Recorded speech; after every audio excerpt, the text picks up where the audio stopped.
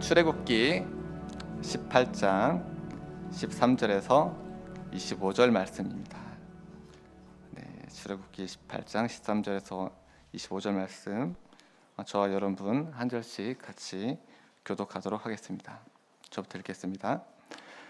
이튿날 모세가 백성을 재판하느라고 앉아 있고 백성은 아침부터 저녁까지 모세 곁에 서 있는지라.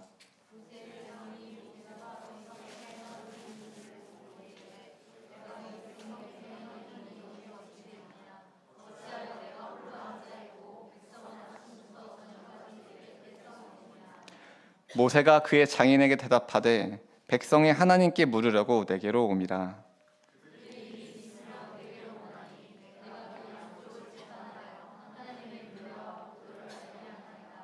모세의 장인이 그에게 이르되 내가 하는 것이 옳지 못하도다.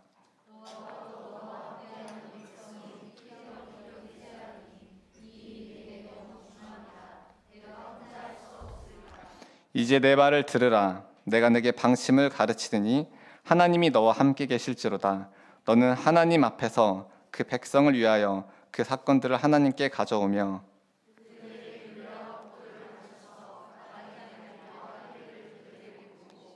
너는 또 온 백성 가운데서 능력 있는 사람들 곧 하나님을 두려워하며 진실하며 불의한 이익을 미워하는 자를 살펴서 백성 위에 세워 천부장과 백부장과 50부장과 10부장을 삼아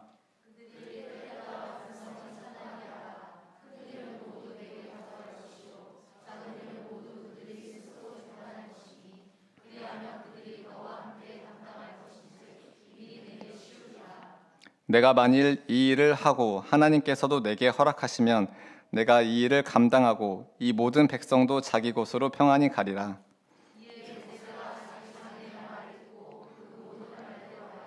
모세가 이스라엘 무리 중에서 능력 있는 사람들을 택하여 그들을 백성의 우두머리 곧 천부장과 백부장과 50부장과 10부장을 삼으매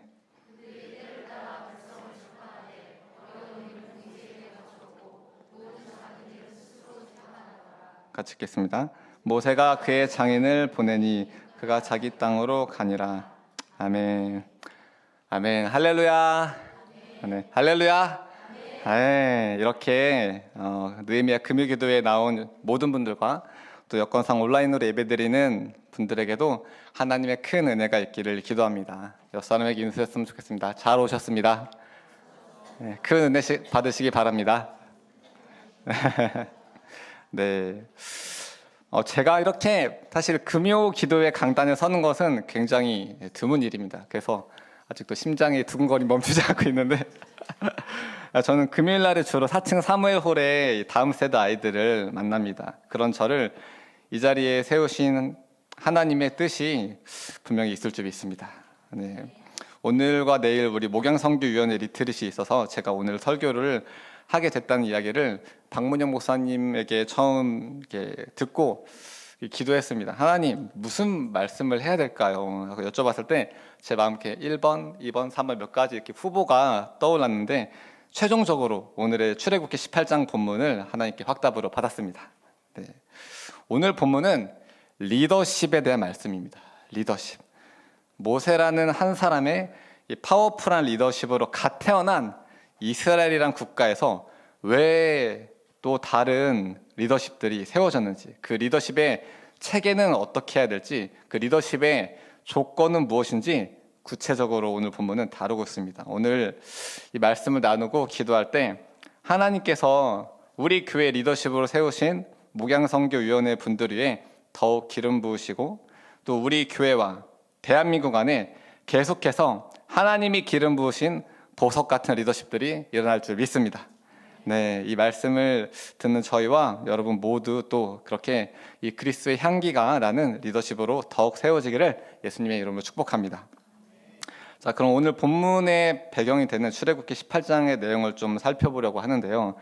여러분 출애굽기 내용을 너무 잘 아실 거예요. 우리가 이집트의 왕자를 대체로 봤기 때문에 그 이집트의 왕자의 내용은 출애굽기 1장부터 14장까지의 내용입니다. 거기서 우리가 잘 아는 떨기나무에서 부르시고 10가지 재앙과 출애굽 그리고 홍해가 갈라져서 이집트의 군대가 수몰되는 하나님의 구원에 대한 이야기. 이 이야기는 우리가 언제 들어도 저도 뭐 이걸 설교할 때마다도 참 드라마틱하고 아주 재미있는 이야기입니다. 그리고는 이제 15장부터 본격적으로 이 구원받은 이스라엘 백성들의 광야 생활 이야기가 시작됩니다. 뭔가 앞에서 해피엔딩으로 끝난 것 같았는데 사실 결혼 생활이란 게 결혼식이 결혼 생활의 끝이 아니잖아요. 그렇죠? 예, 결혼하고 나서 결혼 생활 진짜 시작인데 우리가 이거를 정말 잘 알아야 된다는 이야기인 거죠. 이제 막 태어난 신생국가 이스라엘 백성들에게 하나님은 계속되는 기적과 도우심으로 자신이 어떤 분인지를 계시하시고 이스라엘을 교육하셨습니다. 15장에서 나라의 쓴물이 단물로 변화시키고 또 치료하는 여호와 라파임을 또 계시하셨고 16장에서는 만나와 메추라기를 보내서 일용할 양식을 주시는 것을 통해 생명의 필요를 채우시는 하나님을 계시하시고 또 16장에 만나 걷는 걸 통해서 사람이 먹는 걸 통해서 그쵸? 수련회 가면은 암송 안 한 밥 안 주고 뭐 이런 거 먹는 것을 통해서 만나 걷기를 통해서 안식일에 하나님을 계시하시며 이 안식일 교육을 했습니다. 학자들에 의하면 그때는 주일이 없었대요. 주 7일도 아니고 뭐 주 10일이었다 뭐 이런 얘기도 있는데 우리가 주 7일이 너무 익숙해서 그렇게 받아들이고 있지만 사실 그때 다시 하나님께서 창조의 이 7일의 원리를 복원하신 것이죠. 네. 그리고 이제 17장에 아멜렉과 전쟁으로 승리하게 하심으로 또 여호와 니시 승리의 하나님임을 계시하셨습니다. 그리고 나서 이제 오늘의 18장인데 18장 위치가 그 다음에 시내산에 도착하기 직전에 시내산에서 뭐 하죠? 하나님과 언약을 맺고 또 너희는 이제 이스라엘 백성이다 하면서 이 말씀 따라서 두 돌판을 받는 그 말씀 수여 사건 직전에 리더를 세우시는 하나님. 그것이 오늘의 이제 본문의 위치이자 오늘의 주제입니다. 하나님께서는 신생국가 이스라엘의 리더를 세울 필요가 있음을 누구보다 잘 알고 계셨습니다. 그래서 이 일을 이루기 위해 준비된 조언자를 보낸데요. 그게 바로 모세의 장인인 이도르였습니다. 이스라엘 백성들의 출애굽 소식은 사실 이 고대 근동에 있어서 장안의 화제였습니다. 엄청난 일이죠. 이 소문은 발빠르게 전파되어서 이도로도 출애굽의 소식을 전해 듣고 모세의 아내인 자기 딸이죠 십보라와 그리고 두 아들 게르솜과 엘리에셀을 데리고 모세가 있는 곳으로 향했습니다.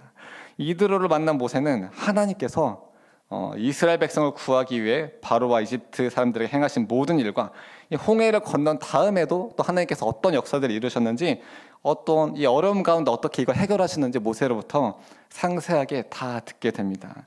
이야기를 다 듣고 이도로는 여호와를 찬양합니다. 여호와가 자기가 미디안에서 섬겼던 신을 포함해서 다른 모든 신들보다 더 뛰어난 신임을 고백합니다. 여러분 혹시 이 이도로라는 건 사실은 본명이 아니에요. 이도로는 제사장 명입니다. 원래 이도로의 본명은 루엘이에요. 루엘. 그러니까 이게 이도로라는 게 직함입니다. 직함. 그러니까 미디안이나 족장에서 그런 이방 신을 섬기던 족장이었는데 모세의 얘기를 듣고 개종을 하게 되는 거죠. 여호와 하나님을 찬양하고 믿게 됩니다. 그렇습니다. 그러면서 이제 이 제사도 같이 드리고 또 장로들과 식사 규제도 했습니다. 이 말씀에서 우리가 주 예수를 믿으라. 그리하면 너와 내 집이 구원을 얻으리라. 라는 가족 구원의 역사가 신약에서뿐만 아니라 구약에서 벌써 이 모세의 이방인 장인 게다가 이방신을 섬긴 제사장 이도르에게 일어났던 것입니다. 자, 그렇게 감격스러운 정말 그랬구나 한 이 은혜로운 재회의 밤을 보내고 나서 다음날 아침에 맞닥뜨리게 된 이 모세의 하루 일과 쉽지 않았습니다. 오히려 방금 읽어봤는데요. 하나님의 주권적인 은혜로 이스라엘은 신생국가가 태어나기는 했습니다만 아직 조직이 갖춰지기 전이다 보니 여러모로 사실 부족한 것이 많았기 때문입니다. 가장 큰 문제는 뭐였냐? 모세 혼자 백성들의 모든 재판을 다 맡았던 것이죠. 그러다 보니 하루 종일 재판하는 모세도 지치고 아침부터 저녁까지 자기 차례가 오기를 기다리는 백성들도 지치는 상황이었습니다.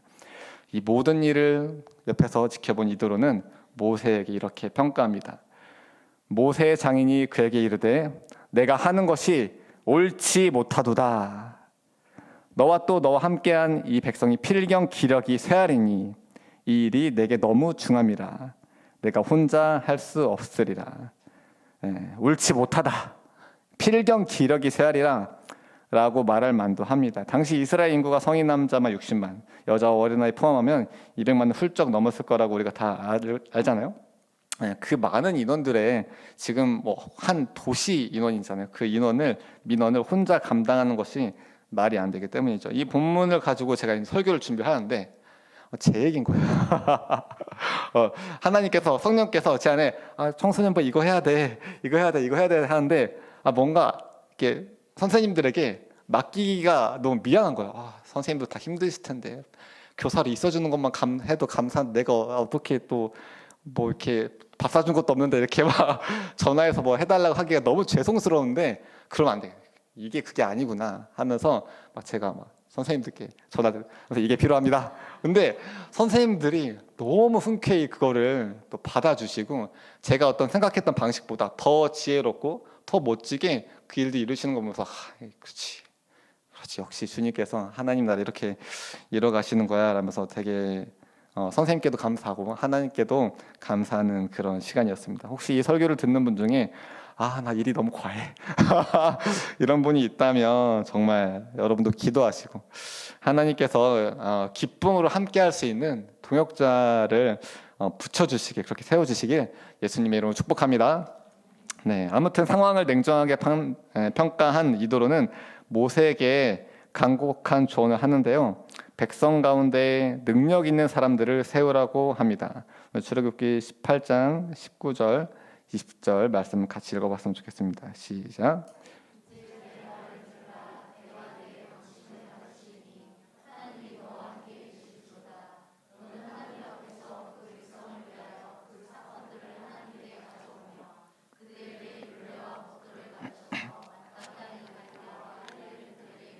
네, 이어서 21절에 너는 또 온 백성 가운데서 능력 있는 사람들 곧 하나님을 두려워하며 진실하며 불의한 이익을 미워하는 자를 살펴서 백성 위에 세워 천부장과 백부장과 50부장과 10부장을 삼아 그들의 때를 따라 백성을 재판하게 하라. 큰 일은 모두 내게 가져갈 것이요 작은 일은 모두 그들을 스스로 재판할 것이니 그리하면 그들이 너와 함께 담당할 것인즉 이 일이 내게 쉬우리라. 아멘. 모세는 장인의 조언을 이렇게 그대로 잘 받아들입니다. 이스라엘 백성 가운데 유능한 인재들을 뽑아서 그들에게 각각 1000명, 100명, 50명, 10명씩 맡겨서 지도자로 세운 것이죠. 이스라엘에 처음으로 이런 어떤 행정 조직 체계, 사법 체계를 세워갈 리더십들이 세워진 순간이었습니다. 이처럼 하나님께서는 구원은 개별적으로 합니다. 호람되어 우리가 하나님 앞에서 구원을 1대1로 하시지만 이 공동체를 다스리실 때는 리더십 혹은 대표자, 지도자를 세우고 그를 통해 다스리십니다. 요즘 말로 하면 대의민주주의, 공화주의라고 할 수 있겠죠. 이것이 성경적인 통치 방식이라고 할 수 있습니다. 저희 교회에도 각 가정이 있고 또 가장이 있고 그 가정이 모인 순이 있고 순의 리더인 순장이 있고 그 순이 모인 다락방장과 다락방장님이 이렇게 있으신데 이 리더십 분들이 역할을 잘 해주고 있는 덕분에 우리 가은의 진리 교회가 이처럼 든든하게 유지되고 있어서 참 감사합니다. 여기까지가 사실 설교의 서론이었고요. 이제 본격적으로 이드로가 제시한 성경적 리더십의 자질을 좀 깊이 나누려고 하는데 나누기 전에 우리가 이 리더십이란 무엇인가에 대해서 조금 몇 가지 생각을 해보려고 합니다. 첫 번째는 과연 성경이 제시하는 리더십의 자질은 단순히 저기 지금 원주에 가신 우리 순장님 목회자 분들만 가져야 할 자질일까요? 네, 아니죠. 이것은 모든 사람이 추구해야 할 자질입니다. 정확히는 회복해야 할 자질입니다. 네, 리더가 되는 것은 하나님이 창조 때부터 인류 모두에게 명령하신 하나님의 창조 목적이기 때문입니다. 창세기 같이 읽어보겠습니다. 시작. 하나님이 자기 형상 곧 하나님의 형상대로 사람을 창조하시되 남자와 여자를 창조하시고 하나님이 그들에게 복을 주시며 하나님이 그들에게 이르시되 태육하고 번성하여 땅에 충만하라. 땅을 정복하라. 바다의 물고기와 하늘의 새와 땅에 움직이는 모든 생물을 다스리라 하시니라. 이 말씀처럼 하나님의 형상 안에, 그렇죠? 하나님 형상 안에 다스리라라는 리더십의 속성이 담겨 있습니다. 여기서 다스린다는 건 이게 아니라 사랑하고 섬기고 돌보는, 쉽게 말해 선한 목자, 선한 목자 같은 리더십, 예수님 같은 리더십을 말합니다. 성경적인 리더십은 죄로 타락한 모든 인류가 회복해야 할 하나님의 형상입니다. 그렇다면 하나님의 형상으로 회복된 사람만 리더가 될까요? 참 그러면 좋겠는데 안타깝게 그렇지 않습니다. 하나님께서는 하나님의 주권 가운데 하나님을 모르는 바로 같은 사람도, 악한 자도, 하나님을 약간 알듯말듯한 사울 같은 사람도 왕으로, 리더로 세우십니다. 근데 문제는 바로 같은 자가 리더가 되면 그 권위 아래 있는 사람들은 노예 같은 삶을 살게 된다는 것입니다. 또 하나님께서는 하나님을 비록 알긴 아는데, 아는 사람 중에서 또 완전하지 않은 사람을 리더로 세웁니다. 완전한 사람이 아니라. 세상에 사실 완벽한 사람이 없죠. 완벽한 리더는 없습니다. 모세도 흠이 있었죠.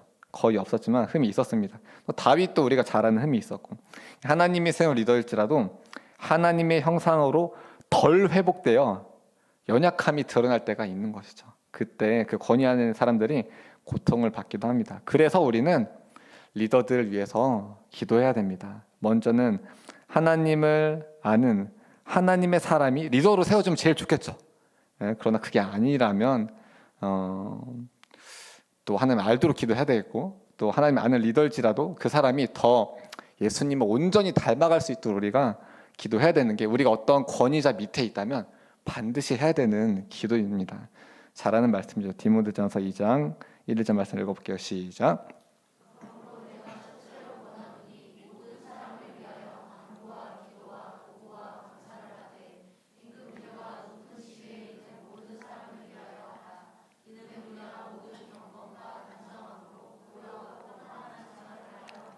아멘.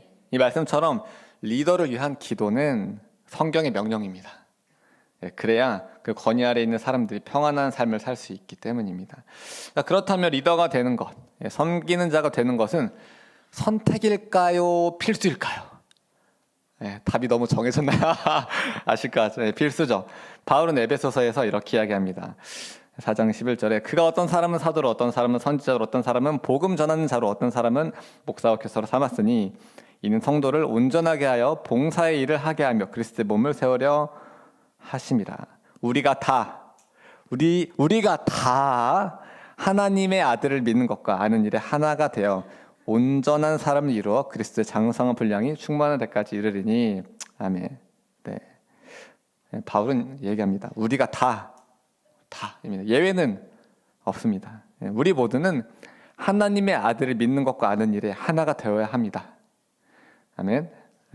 온전한 사람을 이루어 그리스도의 장성한 분량이 충만한 데까지 이르러야 합니다. 아멘. 그것이 우리의 인생의 목적입니다. 이렇게 얘기할 수 있겠죠. 저는 리더가 될 사람이 못 돼요. 저 모르셔서 하는 얘기예요. 왜 그러세요? 하면서 저 예수 믿은 지 얼마 안 됐어요. 평생 순원으로 있고 싶어요.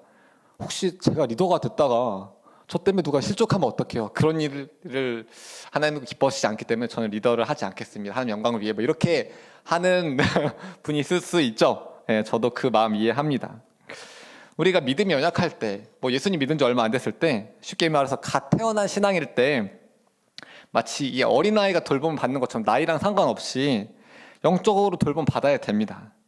그러나 언제까지 이런 어린 믿음으로 있을 수만은 없습니다. 이에 대해서 바울은 이렇게 얘기합니다. 이는 우리가 이제부터 어린아이가 되지 아니하여 사람의 속임수와 간사한 유혹에 빠져 온갖 교훈의 풍주에 밀려 요동하지 않게 하려 함이라. 아멘. 이 말씀에 의하면 어린 믿음으로 있을 때, 우리가 리더가 되지 않고 이렇게 어린 믿음으로 있을 때 가장 피해를 보는 사람이 누굴까요? 바로 그 사람입니다. 본인 자신이에요. 자기 자신. 온갖 속임수와 간사한 유혹에 쉽게 빠지기 때문이죠. 또 있습니다. 나만 피해를 보는 게 아니라 내 아래, 하나님께서 내 권위 아래 붙여주신 사람들이 다 피해를 보게 되는 거죠. 부모라면 자식들이 피해를 보고, 교사라면 학생들이 피해를 보고, 회사라면 아래 직원들이 피해를 봅니다. 그렇기 때문에 우리는 모두 성장해야 합니다.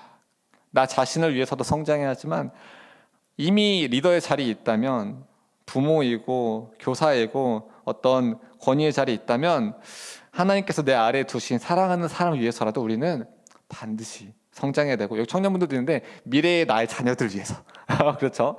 우리가 반드시 성장해야 합니다. 그렇다면 어떻게 우리가 잘할 수 있을까요? 잘하는 최고의 방법, 바울은 그 다음 절에 바로 이어서 얘기합니다. 에베소서 4장 15절 같이 읽겠습니다. 시작. 오직 사랑 안에서 참된 것을 하여 범사에 그에게까지 자랄지라. 그는 그리스도니 곧 그리스도라. 아멘. 사랑 안에서 참된 것을 할 때, 그렇죠? 사랑 안에서 참된 것을 할 때 믿음이 자랍니다. 믿음은 행할 때 자랍니다. 믿음은 순종할 때 자라기 때문입니다. 네. 이렇게 믿음이 자라기에 가장 좋은 것이 바로 교회에서 뭔가 섬기는 자리에 서는 것입니다. 여러분 이런 말 들어보셨죠? 우리나라 속담에도 자리가 사람을 만든다 라는 말. 저도 전도사라는 원래 2020년 6월까지는 집사였습니다. 네, 집사로 있다가 어느 날 전도사가 되는 그 부담감, 계속 집사도 부담스러운데 전도사라니 이거 어디 도망가고 싶고, 네. 그런데 지금 되게 익숙해졌어요. 네. 3년 넘어가니까 이게 그 자리로서 하나님께서 부르심의 자리에 계속 순종함이 있다 보니까 내가 대단해서가 하나님께서 그의 기름 부으심이 계속 있더라고요. 네, 사랑으로 누군가를 섬길 수 있는 여러분도 다양한 교회 봉사의 자리, 특히 전 여러분 권하는 거는 영혼을 잉태하는 순장의 자리, 교사라는 자리는 이 사랑 안에서 참된 것을 행하며 자라기에 너무 유익합니다. 저도 제가 처음 순장이 된 게 몇 살인지 아시나요? 20살입니다. 19살에 대학교에 가서 빠른 생일이다 보니까 CCC랑 선교단체에서 2학년이면 순장이 되거든요. 그래서 뭐 LTC 받고 20살에 순장이 됐습니다. 그래서 순원들 한 3명 데리고 성경 공부 막 하고, 정말 제가 뭐 잘했을까요? 애기인데. 근데 하나님이 하세요. 제가 대단해서가 아니라 순종하면 주님이 일하십니다. 그때 그 잔디밭에서 짜장면 먹고 같이 성경 공부 기도했던 게 지금도 되게 생각이 나요. 지금 생각하면 그때 부르신 것 같아요. 그때 그렇게 2-3명 앉혀서 잔디밭에서 짜장면 먹고 성경 공부하면서 누렸던 그 은혜가 저를 지금까지 이 자리로 세우신 줄 믿습니다. 네. 또 저도 이제 고등부 교사라는 자리를 이제 대학교 졸업한 이후에는 뭐 CCC 선장 이런 거 안 하니까 했었는데, 계속되는 어떤 유혹이 있잖아요. 세상 유혹에 있고 또 연약함도 있고 힘듦이 있는데, 내가 교사인데 다음날 우리 아이들 만날 건데 이러면 안 되지, 떠나가라 막 하면서 네, 자리가 사람을 지켜줍니다. 내가 잘나서 교사를 하는 게 아니라, 대단해서 교사를 하는 게 아니라 그 자리가 오히려 저희를 지켜주는 자리인 거죠. 순장님들 다 공감하시죠? 네, 그렇습니다. 네, 은혜의 자리입니다. 결론적으로 말하면 우리는 모두 리더로 부름받았습니다. 세상에는 단지 2 종류의 사람만 있는 거예요. 지금 리더와 아직 리더.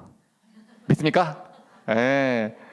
우리 옆 사람이 이렇게 얘기해 봤으면 좋겠습니다. 당신이 리더입니다. 당신이 리더입니다. 시선 피하지 마시고 이러지 마시고 더 큰 목소리, 당신이 리더입니다. 저도 리더입니다. 약간 소리가 작아지는 것 같은데 네, 할렐루야. 네, 그렇게 리더로 세워지는 여러분 되기를 예수님으로 축복합니다. 자, 그렇다면 어떤 리더가 돼야 될까요? 어떤 리더? 리더의 조건이 있죠. 하나님이 세우신 리더의 조건, 특별히 저는 이렇게 성경적 리더십과 세상적 리더십의 차이는 무엇일까, 이렇게 좀 말씀을 구성해 봤는데요.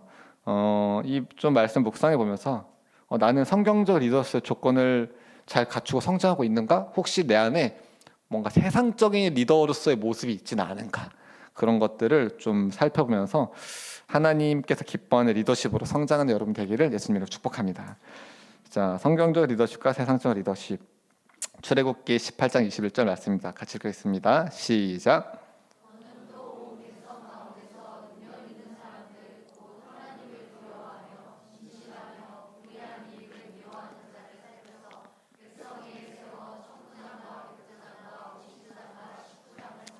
아멘. 성경적 리더십의 첫 번째 특징은 하나님을 두려워한다는 것입니다. 하나님을 두려워한다는 것은 두려움의 대상의 문제이죠.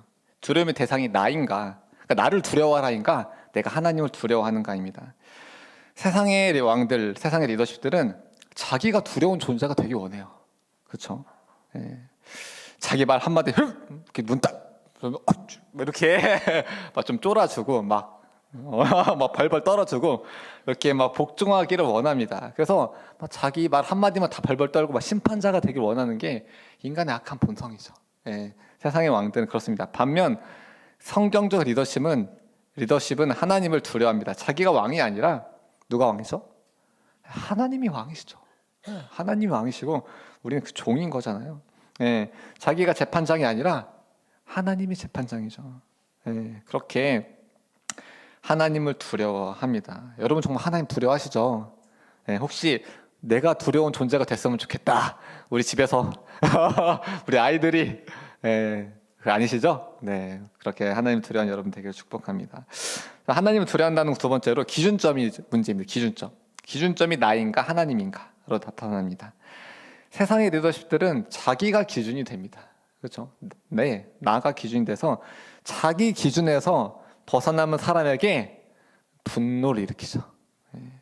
그래서 자기 기준, 자기의 의지를 막 관철시키려고 끝까지 노력합니다. 그러나 이 성경적 리더십은 하나님의 기준, 하나님의 말씀, 성경을 기준으로 삼습니다. 자기가 아니라. 그래서 내가 먼저 이걸 보면서 이 기준에서 벗어나진 않은지 하면서 하나님 앞에 두렵고 떨림으로 서는 사람입니다. 네, 이것이 하나님을 두려워하는 사람이고요. 두 번째 성경적 리더십의 특징은 진실하다는 것입니다. 진실하다는 것은 첫 번째로 말과 행동이 일치하는가, 말과 행동이 따로인가로 우리가 나타나게 됩니다. 세상의 리더십들은 자기가 기준이잖아요. 그러니까 자기가 기준이 되면서 자기는 이 법 위에 존재합니다. 소위 말해 초법적인 존재인 것이죠. 그래서 이 법을 지키지 않습니다. 법 위에 있으니까요. 그렇죠? 지키지 않고, 그러니까 그 사람 말이 법이니까 말을 하는 것과 자기는 그 말 위에 있으니까 행동하는 것이 다르게 되는 거예요. 말과 행동이 달라지게 되는 것입니다. 이것이 세상적인 리더십이라면 성경적 리더십은 이 성경을 기준으로 삼고 그 법 아래에 존재하잖아요. 그래서 법을 권면하면서도 자기도 그 법에 순종합니다. 오히려 순종함으로 제일 먼저, 제일 적극적으로, 제일 열심히 순종함으로 본이 되어서 그 법에 따르도록 이끄는 거죠. 하나님, 왕이신 하나님께 따르도록 이끄는 것입니다. 그렇기 때문에 말과 행동이 일치합니다. 언행일치와 언행불일치. 두 번째, 진실하다는 것은 다른 사람을 어떠한 관점으로 보는가로 나타나게 됩니다. 다른 사람을 자기보다 이렇게 낮춰보는지 아니면 평등하다 본지로 나타나는데요. 세상의 리더십들은 이 법 위에 존재하니까 나는 이 법 위에 존재하고 다른 사람들은 법 아래에 존재하는 거잖아요. 그러니까 다른 존재인 거죠. 다른 존재인 겁니다. 그래서 그 사람들과 나는 다르다라는 특권의식을 가지고 법 아래에 있는 존재들을 귀하게 여길 줄 모릅니다. 자기보다 낮은 존재이기 때문이죠.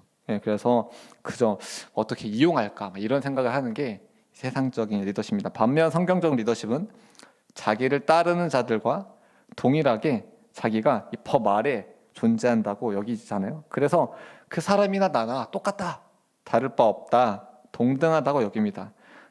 그래서 내가 나를 귀하게 여기는 만큼 다른 사람도 귀하게 여길 줄 아는 것이 성경적 리더십입니다. 이 평등의식을 갖게 되는 거죠. 진실하다는 것은 세 번째로 되게 핵심적인데요. 죄에 대한 태도로 나타납니다. 죄에 대한 태도. 세상의 리더십들은 우리가 요즘 정치 뉴스를 보시면 아시겠지만 이 죄를 짓고도 결코 회개하지 않습니다. 죄를 짓고도 죄가 아니라며 하나님을 속이고 남도 속이고 자기도 속입니다. 자기의 죄를 합리화하는 거죠. 다른 사람의 죄에는 쉽게 분개합니다. 어떻게 그럴 수 있냐며 분개하면서 자신의 죄에서는 매우 관대하죠. 일명 내로남불을 일삼는 거죠. 그 결과 이 겉과 속이 다르고 거짓으로 뒤덮여 있습니다. 반면 성경적 리더십은 하나님과 이웃과 스스로에게 진실합니다. 하나님 앞에서 자기 죄를 철저히 고백하는 거죠. 주님 죄송합니다. 이웃에게도 잘못했습니다. 그렇게 죄인들에 대해서 또 이렇게 회개만 하는 게 아니라 어떤 죄인들, 어떤 잘못을 저지른 사람 만났을 때 나도 똑같은데 뭐 하면서 긍휼히 여기는 마음으로 우리가 받을 수 있는 것, 그것이 정말 진실한 사람입니다. 자기를 속이지 않는 진실한 사람입니다. 여러분 다 진실하시죠? 네, 우리가 정말 말과 행동이 일치하고 또 특권 의식 없이 다른 사람, 어떤 사람이든 우리가 귀히 여기고 죄를 지을 때 숨기지 않고 하나님 앞에 회개하고 이웃에게 사과하는 그런 우리가 되기를 예수님으로 축복합니다. 성경적 리더십의 세 번째 특징은 불의한 이익을 미워한다는 것입니다. 불의한 이익을 미워한다라는 거 핵심은 결국 누구의 유익을 위해서 살아가는가인 것 같습니다. 나를 위해 사는가? 공동체를 위해서 살아가는가? 세상의 리더십들은 자기의 욕심을 따라, 자기의 이 배를 따라 행합니다.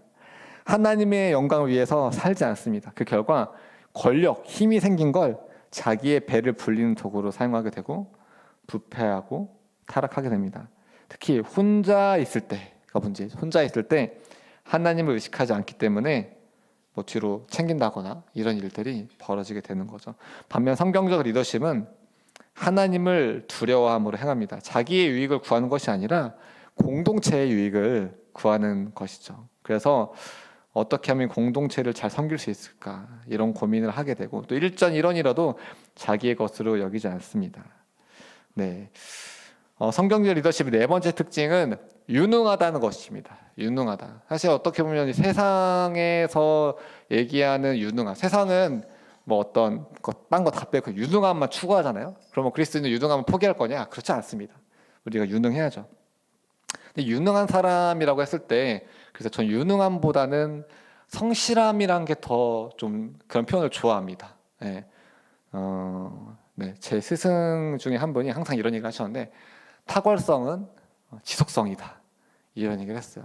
그분은 매일매일 뭐 일주일에 책 한 권씩을 읽으시고 뭐 여러분 잘 아시는 분인데 하여튼 탁월성은 지속성이라면서 정말 꾸준히 성경 읽기, 뭐 독서 이런 것들 행하면서 엄청 다독가이시고 되게 명필가이신데 결국 시간을 사용을 어떻게 하느냐에 달린 것 같습니다.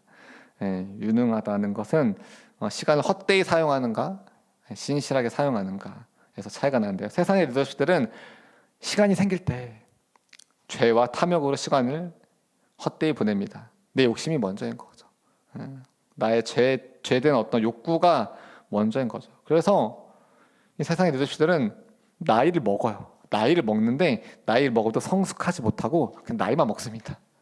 그 결과 죄의 영향으로 무능해지고 약해지죠. 근데 나이를 먹잖아요. 나이를 먹다 보면 좀 권위 있는 자리에 들어가게 되잖아요. 근데 이 무능한데 무능함을 드러낼 수 없고 무능함을 감추고 싶으니까 센 척하는 거죠. 포악함으로 요즘 애들 말로 SC 청소년 아이들 말로 이런 센 척, 가면을 쓰고 포악함을 쓰고 자기를 덮어 씌우는 모습 보입니다. 사실 정말 이 현대인들의 시간을 가장 많이 앗아가는 것은 바로 이 핸드폰이죠. 핸드폰. 여러분 잘 아시는 우리의 가장 큰 이 적, 우리의 주적은 북한보다 우리 주머니에 있는 그거. 네, 그렇죠. 물론 우리가 필요에 따라 핸드폰 잘 써야죠. 전화도 해야 되고, 뭐 그렇죠. 스마트폰 잘 쓸 수 있지만 우리가 뭐 동영상, 게임, 웹툰 이렇게 이런 것들에 필요하면 어떤 필요에 따라 볼 수 있겠죠. 필요가 아니라 나의 어떤 욕구와 욕심을 따라 과도하게 시간 쓴다면 우리 영혼은 결코 성장할 수 없을 것입니다. 성장하기 어려울 것입니다. 그거는 뭐 우리가 애들한테 보지 말라가 아니라 그렇죠. 우리 똑같잖아요. 네, 어른도 똑같습니다. 네. 반면 성경적 리더십은 하나님 앞에서 신실하게 시간을 보냅니다. 우리가 딱 일과 끝나고 여가가 생겼을 때, 여유 시간이 있을 때 어떻게 시간을 보내는가가 결국 나인 것 같아요. 헛되이 시간을 쓰지 않는 이유는 그 시간도 하나님의 것이기 때문입니다. 아멘. 그 결과 시간을 보낸 만큼, 그렇죠? 하나님의 시간으로 이 시간을 보낸 만큼 나이를 먹은 만큼 성장하고 성숙하게 되는 거죠. 점점 유능하게 되는 것이죠. 네, 그렇습니다. 사실 저는 네, 네, 그냥 하나님께서 그런 생각을 해요. 이게 우리 뭐 이렇게 사역자들끼리 농담처럼 한 얘기가 사역이 좀 어떨 때 과중하다고 느낄 때가 있거든요.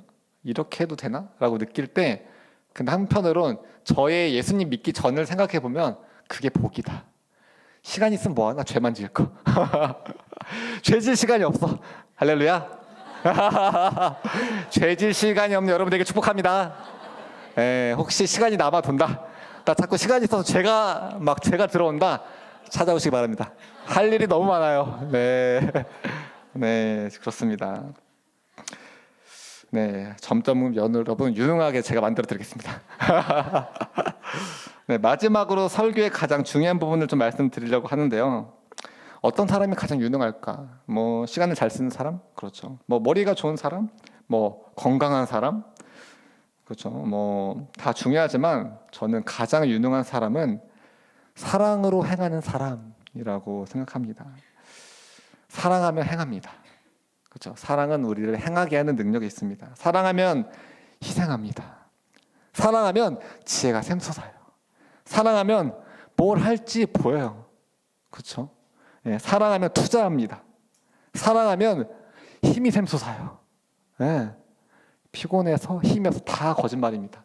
사랑하면 다 합니다. 예, 사랑하지 않아서 문제인 거예요. 우리 안에 사랑이 없기 때문에 그런 거예요. 예, 사랑하면 시간을 허투루 쓰지 않습니다. 그리고 시간을 어떻게 쓰냐면 무엇을 사랑하는가, 내 마음의 중심에 하나님을 사랑하는가 세상을 사랑하는가, 그것이 우리의 시간을 어떻게 쓰는가를 결정하게 됩니다. 그러면 우리는 공동체에서 어떤 사람을 뽑아야 되는가? 사랑하는 사람 뽑아야 됩니다. 내가 사랑하는 사람이 아니라 정말 사랑하는 사람 있잖아요. 하나님을 사랑하는 사람, 사랑이 많은 사람, 그 사람이 유능한 사람입니다. 예. 고린도전서 12장에 은사장이라고 하잖아요. 12, 13, 14장이 다 은사장이라고 하는데 다양한 은사들, 뭐 믿음의 은사, 뭐 병고침의 은사, 뭐 여러 은사들이 나오는데 12장 마지막죠. 12장 31절에 바울이 이렇게 얘기합니다. 같이 읽어볼게요. 시작.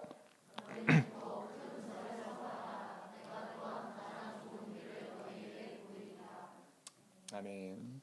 여러분, 우리의 가장 큰 문제는 사랑이 부족한 것입니다.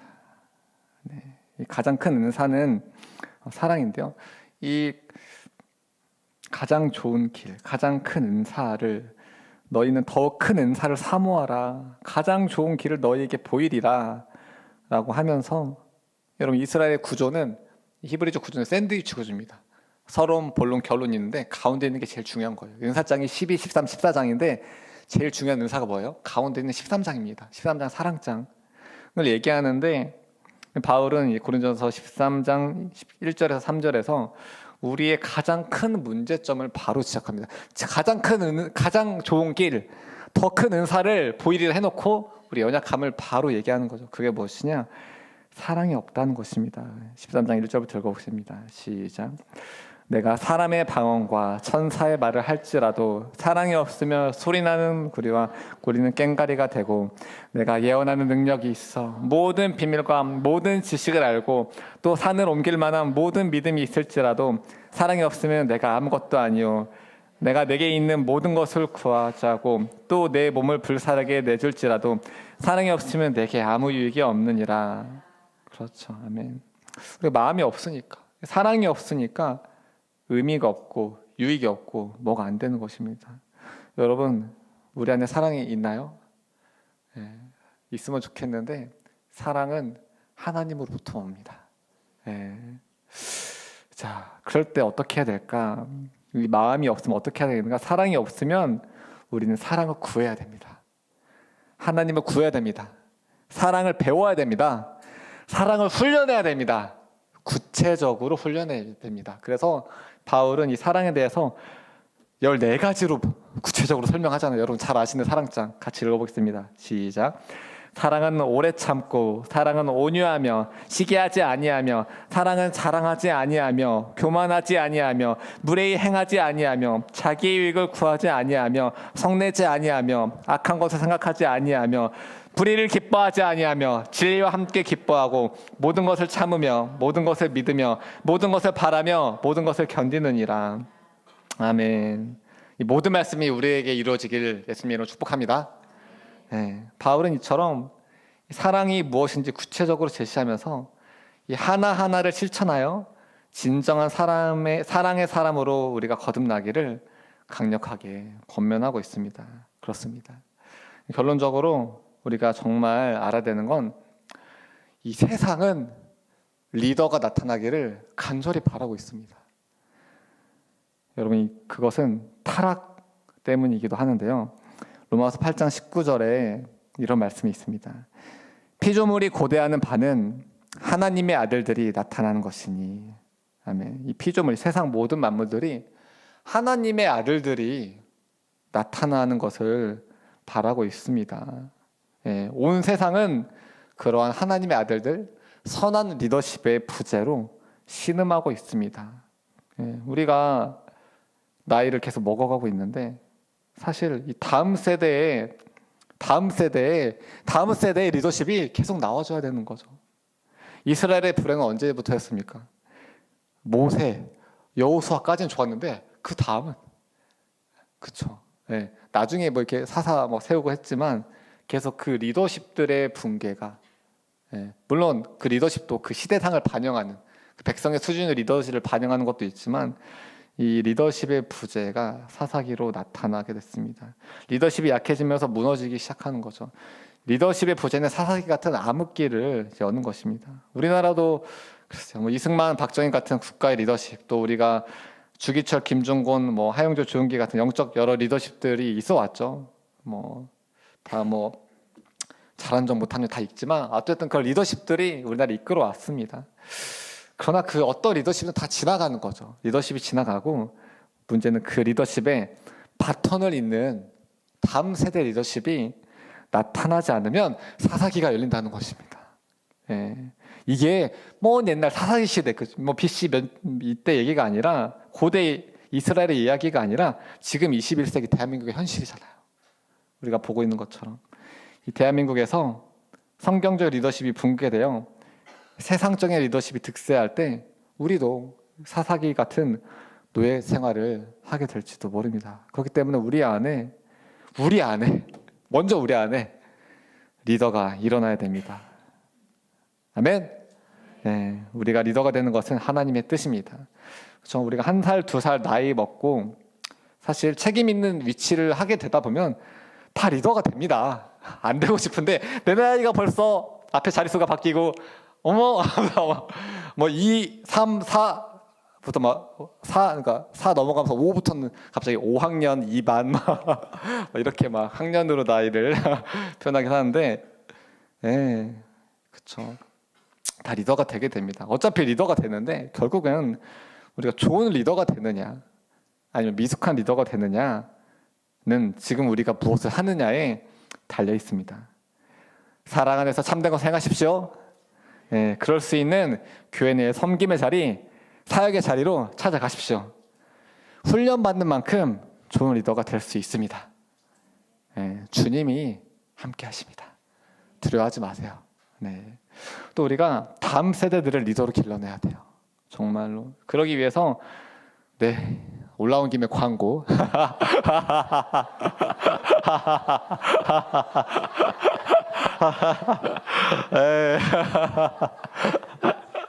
네. 아시죠? 무슨 말인지 다 아시죠? 네, 우리 교육부서의 사역자로서 정말 우리 아이들의 교사가 일어났으면 좋겠습니다. 네, 이 말씀을 아멘. 네, 우리 아이들의 교사가 되어줬으면 좋겠어요. 우리 아이들 만나주시고 찾아가 주시고 너 왜 교회 안 나왔어? 전화 걸고 찾아가 밥 먹여주고, 그렇죠? 뭐 제가 할 일이지만 또 시간 보내주시고 기도해 주시고, 그렇게 생명을 낳아주시기를 요청드립니다. 다음 세대를 리더로 세우지 못하면 다음은 없습니다. 다음 세대를 리더로 세우지 못하면 미래는 없는 거죠. 반면 이 아이들이 어려서부터 믿음의 사람으로 잘 자랄 때 정말 우리보다 더 놀라운 하나님의 일들을 이뤄낼 줄 믿습니다.